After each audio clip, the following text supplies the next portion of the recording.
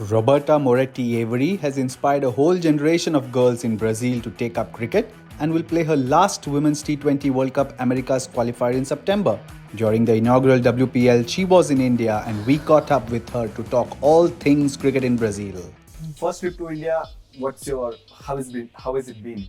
Oh, intense. I'm telling everyone, I found my people in Brazil. Like, we're so passionate about sports, and the cricketing group is so passionate about cricket. I'm now in a place that everybody's passionate about cricket, so I'm feeling way at home, and I'm enjoying every single minute of it. I'm going to take you 10 years behind when you started playing cricket. Tell us how you kind of began, because Brazil, we think of football. And here's a cricketer I'm talking to. So tell me how it began. I actually did not want to begin because my husband was invited to be part of the cricket development project in Brazil. And we did everything together. Me and my husband, we would play golf together, work together, live together. And he started cricketing. I was like, okay, this is going to be your thing. I don't want to be involved in it at all. But I went to a softball game and it was fun. It was like a good environment, fun. Everybody was like playing. And I actually said, you know what, maybe I'm going to stay a little bit longer. We didn't have nets, we didn't have bats, we didn't have cricket balls, we didn't have anything. It was just like a softball fun competition. I ended up staying. So 10 years later, I'm here in India. But I did we kind of evolved together, Cricket Brazil and us. And but it was from softball, hardball, and we did a whole pathway over there. But I never expected 10 years ago that I would be here talking to you in India and loving cricket as much as I do right now. Women's cricket in Brazil is quite unusual, because elsewhere we probably see men's cricket beginning and then women's cricket taking shape. But in Brazil, women's cricket has been the driving force. Can you tell us how it all came about? Yeah, this actually, for us, we had an opportunity. Because cricket everywhere in the world has a pretty similar setup. But we were starting from scratch. We didn't have any cricket before. So when we went to schools, we said, oh, okay, we want everyone to play. For us, it's about inclusion, it's inspiration, integrity. So the inclusion part is a big deal for us. So we want everybody to play, we want the girls to play, and they start taking place, start enjoying it as much as everyone else. Because sports in Brazil, everybody talks about football. The boys all play football, but there's not really women's football that is that strong. So there is a gap of sports to be given for girls. And cricket has been taking a lot of that space. Our participation is 50-50. The high performance, we have more girls than boys. And you can see that they are fierce. They love it. They want to play, and that's where the project came from, the Cricket Like a Girl, because the girls are the source of inspiration in Brazil right now. And come on, you've got to be proud of it. Now let's come to 2020, a year that most of us probably want to forget, but not Brazilian women's cricket, because there were contracts in place for the women. Tell me how it came to be, and how was the feeling when you came to know that you are going to be a contracted cricketer now? So yeah, that is actually so cool, because in 2019 we won the South American Championship for the fourth time. So in 5 years we won 4 times, and everybody was very excited. And I actually was speaking to my president, like, what now? Like, we're gonna wait for another South American Championship. What else can we do? And he said, you know what? We have been thinking about getting you guys more structure, getting you guys contracts, to start thinking about the ICC World Cup qualifiers and start thinking above the South American Championships. So we started speaking in October, and in January he offered 14 contracts for the players, and it was such a big change, because we had wholly different infrastructure, training every day, physical training, mental coaching, nutritionists and physiotherapy, and like, whoa, 2 months ago I was paying for my own trip to play the South American Championships. Right. So we were extremely happy, and a lot has changed since then.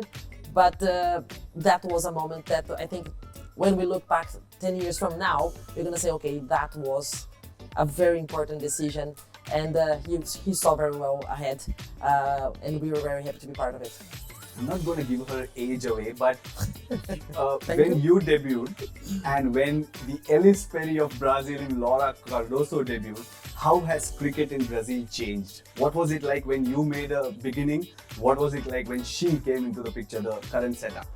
We actually spoke a lot about that this week because the day that I flew to India was 9 years after the day that I did my first national tour. Wow. In Brazil. And the first national tour, we went into a bus. We drove for 15 hours in the bus. We had one kit bag. Oh. We had played one hardball game before. We didn't have nets. We didn't have uniform. We had to buy our own uniform. It was like we played in a baseball pitch that barely had any grass. And I was like, guys, and now we're going over there, and they started in a completely different setup than we did. They already started with much more structure. But first thing that cricket did was increase participation. We have a lot more kids playing now. We have more than 6,000 kids playing. We have infrastructure, we have grounds, we have high performance centers, we have clubs, we have indoor centers, which things that didn't happen before. We have coaches. We even have equipment. We talk about equipment. I'm holding a cricket ball here. A cricket ball in Brazil is very valuable. You cannot buy them. Right. So a lot of support from sponsors and other countries and organizations. It's actually possible to play cricket in Brazil. You see kids walking around with bats in their backpacks. We wouldn't see that 10 years ago, 9 years ago. So a lot has changed. The Cricket Like a Girl campaign, I read it's a softball tournament for girls in Brazil. Tell us more about it and how that works. So Cricket Like a Girl is actually, it's gonna kick off with a softball tournament for girls. We are doing like a World Cup style softball game for the girls project. So they're choosing a country, representing that country, and they're doing a World Cup for the girls. But the project is actually to increase participation for girls. So girls that are starting today to play cricket, they can see the whole pathway. So they can see where they can reach. Okay, they can play for the club, they can play for the local league, they can play hardball with the local league, and they can play for the development team, and maybe play for the national team, and maybe play fair break, and maybe go ahead. So it's to show them how much they can achieve. That is one aspect of it, but the other one is we want to make sure that we're empowering girls. We want to make sure that sport is a way for them to change, improve their lives, to believe themselves. Because in countries like Brazil, the world is always telling them that they shouldn't be doing something. That they should be studying, they should be working. But if they want to play a sport, if they want to do something a little bit out of the traditional, usually they are pushed away from it. Right. So we want to make sure that they are empowered to follow whatever they believe is good for them and with good values. Yeah, again, inclusion, integrity is a big thing, and inspiration. So they can do it. They can be better, they can be more, and they can believe themselves a lot more. And they look to us in the national team as strong, powerful women, and we want to make sure that they can play cricket like us, and that's where Cricket Like a Girl comes from. And it's good because the girl who is running that project, the development officer that has been chosen to be there, she has gone through the whole pathway. She started at a community project, she was in the local team, national team, she was part of the university program, she graduated as a coach, and now she's over there inspiring girls to do the same. So it's a project that's very close to my heart, and come on, what a better place to talk about it than the WPL. So yeah, great week. How can we not talk about the World Cup? 2023 T20 World Cup was your initial target. There's one in 24 as well. What's the plan with respect to the qualifiers? Yes, we are gonna play the qualifiers in September in the USA versus USA, Canada, Argentina again. We want to win. We want to go to the global stage. That's our goal for these qualifiers.